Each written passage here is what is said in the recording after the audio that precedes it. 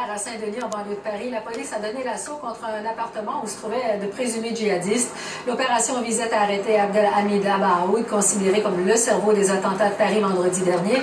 Mais on ne sait pas encore s'il fait partie des personnes arrêtées ou tuées. D'ailleurs, je fais le point avec mon collègue Raymond Saint-Pierre qui est à Paris. Raymond, donc dans cet assaut, on dit qu'il y a au moins 2 morts, des blessés et puis des arrestations également.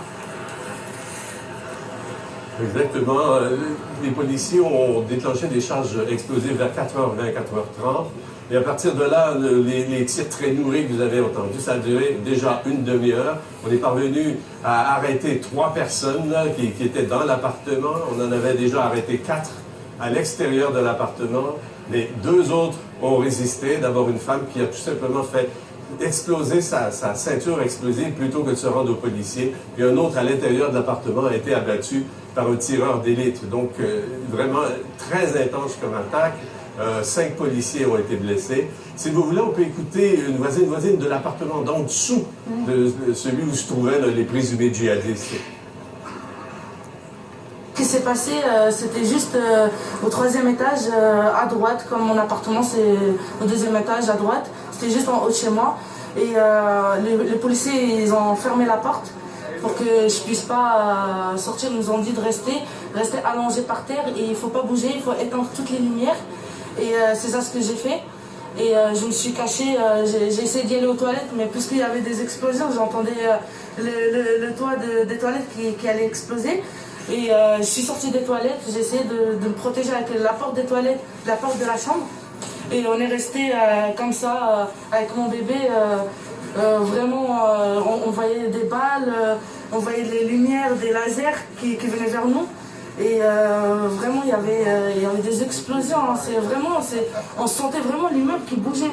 Et il y avait des mecs en haut qui couraient et ils étaient là en train de crier « Non, non, non, non, non, tire par la porte !» Comme ça, vraiment. Un témoin qui était vraiment là. Raymond, et qu'en est-il maintenant d'Abaoud? Est-ce que c'est bien lui qu'on tentait d'arrêter? Exactement. Tout ce raid tournait autour de lui, celui qui, on disait, qui avait commandité les premiers commandos ici vendredi qui ont frappé, qui ont fait tant de morts ici dans le cœur de Paris.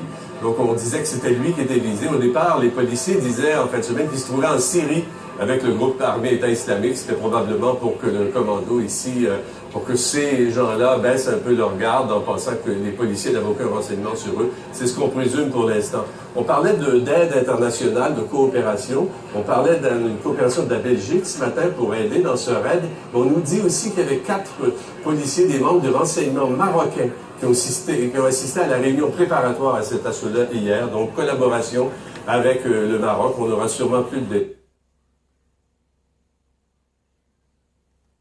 sur eux. C'est ce qu'on présume pour l'instant. On parlait d'aide internationale, de coopération. On parlait d'une coopération de la Belgique ce matin pour aider dans ce raid. On nous dit aussi qu'il y avait 4 policiers, des membres du renseignement marocain qui ont assisté à la réunion préparatoire à cet assaut-là hier. Donc, collaboration avec le Maroc. On aura sûrement plus de détails plus tard dans la journée. Oui. Et puis, le président François Hollande